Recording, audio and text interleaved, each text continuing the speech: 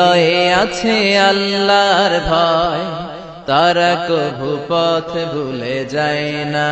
আল্লাহর প্রেম ছাড়াই দুনিয়া কারো কাছে কোনো কিছু চায় না।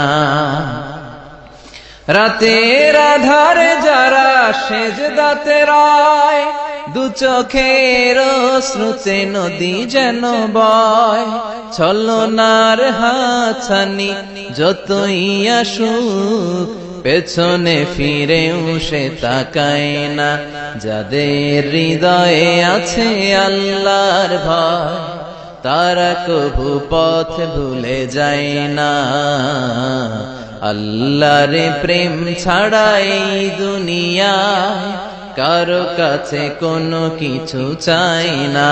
ঠিক কিনা? এজন্য মুমিনের অন্তরে থাকতে হবে একজনের ভয়, তিনি কে?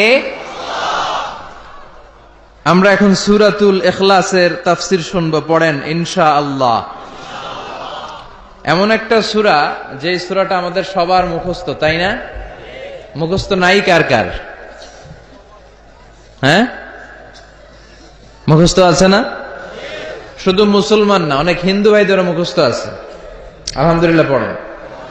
মুসলমানদের সাথে থাকতে থাকতে অনেক হিন্দুরাও পড়ে, অনেক হিন্দুরাও কালিমা পড়ে, জানেন?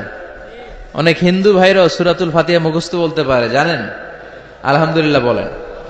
আমাদের এই অনেক মাহফিলগুলোতে হিন্দু ভাইরা কিন্তু আসে এবং লুকিয়ে লুকিয়ে কোরআনের কথা শুনে। অনেক ভাইরা আসে, বিভিন্ন ধর্মের বর্ণের পেশার লোকেরা।